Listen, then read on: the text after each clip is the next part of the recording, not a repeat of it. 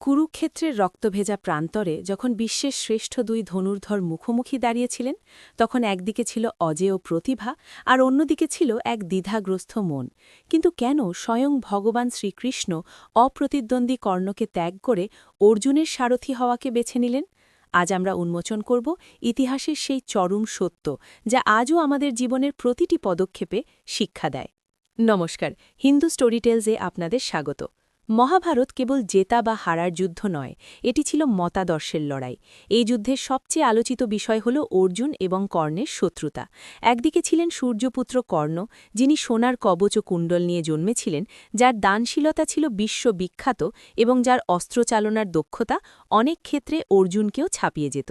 অন্যদিকে ছিলেন পাণ্ডুপুত্র অর্জুন, যিনি সহজাতভাবে দক্ষ হলেও যুদ্ধের কঠিন সময় আবেগ এবং নৈতিকতার দ্বন্দ্বে ভেঙে পড়েছিলেন। যদি আপনি কেবল প্রতিভার কথা চিন্তা করেন তবে কর্ণ ছিলেন এক বিশাল পর্বত। যদি আনুগত্যের কথা বলেন তবে দুর্যোধনের প্রতি কর্ণের নিষ্ঠা ছিল অবিচল। তবুও কেন বিষ্ণুর অবতার শ্রীকৃষ্ণ অর্জুনের রথের রাশ ধরলেন, কর্ণের নয়? এটা কি কেবল পক্ষপাতিত্ব ছিল, নাকি এর পেছনে লুকিয়েছিল কোনো মহাজাগতিক বিধান যা আধুনিক সমাজ ভুলে গেছে? আজ আমরা এই দুই যোদ্ধার মনস্তত্ত্ব, নৈতিক সংকট এবং কৃষ্ণের সেই অলৌকিক যুক্তির গভীরে প্রবেশ করব, যা প্রমাণ করে যে ধর্মের পথ ছাড়া কেবল প্রতিভা মানুষকে বিনাশের দিকেই নিয়ে যায়। কৃষ্ণের সিদ্ধান্ত বুঝতে হলে আমাদের প্রথমে কর্ণের জীবনের দিকে তাকাতে হবে। কর্ণের জীবন ছিল ভাগ্যের বিরুদ্ধে এক বিরতিহীন লড়াই। রাজমাতার গর্ভে জন্মে নিয়েও সুতপুত্রের পরিচয়ে বেড়ে ওঠা কর্ণ প্রতিটি পদে অপমানের সম্মুখীন হয়েছেন। কর্ণের ধনুর্বিদ্যা অর্জুনের মতো কোনো রাজকীয় সুযোগ সুবিধার ফল ছিল না। তাকে মিথ্যা বলে পরশুরামের কাছ থেকে শিক্ষা নিতে হয়েছিল। গুরুর সেবা করতে গিয়ে তিনি বিষাক্ত পোকার কামড় সহ্য করেছেন, কিন্তু নড়াচড়া করেননি যাতে গুরুর ঘুম না ভেঙে যায়।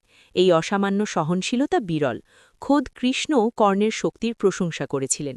কর্ণের তীর যখন অর্জুনের রথকে কয়েক ইঞ্চি পিছিয়ে দিয়েছিল তখন কৃষ্ণ হাততালি দিয়েছিলেন, কারণ সেই রথে বসেছিলেন স্বয়ং কৃষ্ণ এবং রথের পতাকায় ছিলেন স্বয়ং হনুমান। সেই রথকে 1 ইঞ্চিও ওড়ানো মানে পুরো মহাবিশ্বকে কাঁপিয়ে দেওয়া। কর্ণ তা পেরেছিলেন। কর্ণের সবচেয়ে বড় শক্তি ছিল দুর্যোধনের প্রতি তার আনুগত্য। যখন সমাজ তাকে অপমান করছিল তখন দুর্যোধন তাকে অঙ্গের রাজা বানিয়েছিলেন। কিন্তু এখান থেকেই ট্র্যাজেডির শুরু। কৃষ্ণ লক্ষ্য করেছিলেন যে কর্ণের আনুগত্য ছিল ব্যক্তিগত, ধর্মসম্মত নয়। কর্ণ জানতেন দুর্যোধন অধর্ম করছেন। তিনি দুঃশাসনের হাতে দ্রৌপদীর লাঞ্ছনা দেখেছিলেন। সেই সময় নিজের ক্রোধ এবং অন্ধ আনুগত্যের কারণে তিনি দ্রৌপদীকে অপমানজনক কথা বলতেও দ্বিধা করেননি। এই মুহূর্তটি ছিল অত্যন্ত গুরুত্বপূর্ণ। কৃষ্ণ বুঝতে পেরেছিলেন যে কর্ণ একটি সিংহাসনের বিনিময়ে তার বিবেক বিক্রি করে দিয়েছেন। একজন সৎ মানুষ যখন অসৎ শক্তির সেবা করে সে সমাজের জন্য সাধারণ অপরাধীর চেয়েও বেশি বিপজ্জনক হয়ে ওঠে। কৃষ্ণের মতে একজন শক্তিশালী মানুষ যে অধর্মের সেবা করে সে সেই দুর্বল মানুষের চেয়েও খারাপ যে অন্তত সত্যকে খোঁজার চেষ্টা করে। কর্ণের প্রতিভা ছিল সূর্যের মতো উজ্জ্বল, কিন্তু তার চালিকা শক্তি ছিল প্রতিহিংসা এবং ভুল মানুষের প্রতি কৃতজ্ঞতা। এবার অর্জুনের দিকে নজর দিন। যুদ্ধের প্রথম দিনই অর্জুন আত্মসমর্পণ করেছিলেন। তিনি ধনুক নামিয়ে রেখেছিলেন। তিনি কাঁদতে শুরু করেছিলেন, কারণ তিনি আপনজনদের হত্যা করতে চাননি। অনেকের কাছে এটা দুর্বলতা মনে হতে পারে, কিন্তু কৃষ্ণের চোখে এটা ছিল শরণাগতি, অর্থাৎ নিজের অহংকার ত্যাগ করে পরমেশ্বরের কাছে নিজেকে সঁপে দেওয়া। অর্জুনের দ্বিধা এসেছিল তার বিবেক থেকে। তিনি বুঝতে চেয়েছিলেন এই বিশাল রক্তপাতের ফলাফল কী হবে। অন্যদিকে কর্ণ কখনোই দুর্যোধনকে প্রশ্ন করেননি। অর্জুনের এই অস্থির মন আসলে একটি স্বচ্ছ আয়নার মতো ছিল, যেখানে ভগবান তার জ্ঞান প্রতিফলিত করতে পারতেন। কৃষ্ণ অর্জুনকে বেছে নিয়েছিলেন কারণ অর্জুন ছিলেন শিক্ষণীয়। তিনি ছিলেন একটি ফাঁপা বাঁশির মতো, যার মধ্য দিয়ে কৃষ্ণ ভগবদ্গীতার সুর বাজাতে পেরেছিলেন। কর্ণ ততক্ষণে নিজের অহংকার, নিজের পরিচয় এবং দুর্যোধনের প্রতি ঋণের বোঝায় পূর্ণ হয়ে গিয়েছিল। সেখানে কৃষ্ণের শিক্ষার কোনো স্থান ছিল না। অর্জুনের লক্ষ্যভেদের ক্ষমতা ছিল কিংবদন্তিমূলক, কিন্তু কৃষ্ণ সেই লক্ষ্যকে আরও উচ্চতর লক্ষ্যের দিকে ঘুরিয়ে দিলেন। অর্জুন নিজের যশের জন্য লড়েননি। তিনি লড়েছিলেন কারণ একজন ক্ষত্রিয় হিসেবে সমাজ এবং ধর্মের ভারসাম্য রক্ষা করা তার ধর্ম ছিল। কৃষ্ণ দেখেছিলেন যে অর্জুন যদি জেতেন তবে পৃথিবী একজন ধর্মপরায়ণ রাজা পাবে, আর কর্ণ যদি জিততেন তবে পৃথিবী একজন স্বৈরাচারীর দাসে পরিণত হবে। অর্জুন তার ধনুক কৃষ্ণের জন্য তুলেছিলেন, আর কর্ণ তার ধনুক তুলেছিলেন তার অহংকার এবং বন্ধুর পাপকে আড়াল করার জন্য। এটাই এই বিতর্কের মূল কেন্দ্রবিন্দু।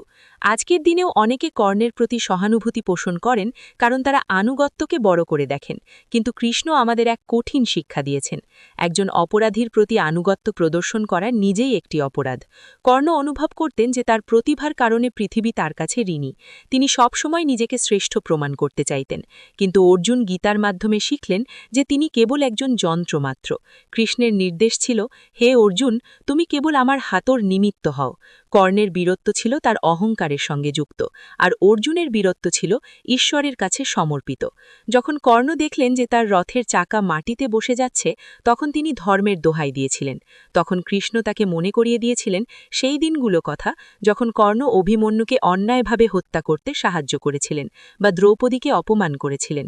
কৃষ্ণ তাকে বলেছিলেন, যখন তুমি অধর্মের ভাগী হয়েছিলে কর্ণ, তখন তোমার ধর্ম কোথায় ছিল? কর্ণের জীবনে যত অভিশাপ ছিল, আসলে সেগুলো তার অতীত ভুল নিঃসিদ্ধান্তের প্রতিফলন। কৃষ্ণ কর্ণকে ঠকাননি, তিনি কেবল কর্ণের কর্মফলকে তার সামনে এনে দাঁড় করিয়েছিলেন। যখন কর্ণ দ্রৌপদীর বস্ত্রহরণের সময় চুপ ছিলেন বা দুর্যোধনকে উৎসাহ দিয়েছিলেন, তখনই তিনি তার সমস্ত পুণ্যফল হারিয়ে ফেলেছিলেন। প্রতিভা মানুষকে উচ্চতায় নিয়ে যেতে পারে ঠিকই, কিন্তু একমাত্র ধর্মই মানুষকে সেখানে টিকিয়ে রাখতে পারে। কর্ণ এই মহাসত্যটি বুঝতে ব্যর্থ হয়েছিলেন। কৃষ্ণের কর্ণকে প্রত্যাখ্যান করা ছিল ভবিষ্যৎ প্রজন্মের জন্য এক শক্তিশালী বার্তা।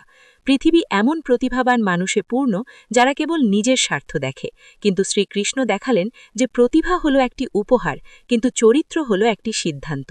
কর্ণের উপহার ছিল অসীম, কিন্তু তার চরিত্রের ভিত ছিল প্রতিহিংসার ওপর দাঁড়িয়ে। অর্জুনকে বেছে নেওয়া হয়েছিল কারণ তিনি নিজের সম্মান, আবেগ এবং শান্তি বিসর্জন দিতে রাজি ছিলেন বৃহৎ কল্যাণের জন্য। তিনি ছিলেন সব্যসাচী, যিনি দুই হাতেই তীর ছুঁড়তে পারেন, কিন্তু তিনিই সেই ব্যক্তি যিনি যুদ্ধের শেষে কৃষ্ণের চরণে দুহাত জোর করে প্রণাম করতে জানতেন। পরিশেষে কর্ণ অনেকের কাছে বীর হিসাবে পরিচিত হলেও অর্জুন ছিলেন এক নতুন যুগের স্থপতি। ভগবান কৃষ্ণের এই নির্বাচন আমাদের মনে করিয়ে দেয় যে জীবনের সংকটে আপনার দক্ষতা আপনাকে বাঁচাবে না, বরং আপনি কার পক্ষে দাঁড়িয়েছিলেন তাই আপনার পরিচয় নির্ধারণ করবে। কর্ণ লড়েছিলেন বন্ধুর জন্য, অর্জুন লড়েছিলেন ধর্মের জন্য, আর সেই কারণেই গীতার কথাগুলো পাণ্ডব পুত্রের জন্য উচ্চারিত হয়েছিল, সূর্যপুত্রের জন্য নয়। আপনি কার পক্ষে? আপনি কি মনে করেন কর্ণের সঙ্গে কোনো অবিচার হয়েছিল, নাকি কৃষ্ণের এই বিচারে আপনি কোনো গভীর শিক্ষা খুঁজে পাচ্ছেন? কমেন্টে আমাদের জানান। এই কাহিনী যদি আপনাদের ভালো লেগে থাকে, তাহলে হিন্দু স্টোরিটেলস চ্যানেলটি সাবস্ক্রাইব করুন, এই ভিডিওটি লাইক করুন এবং শেয়ার করুন তাদের সঙ্গে যারা ধর্মের এই গূঢ় অর্থ বুঝতে চায়। আমাদের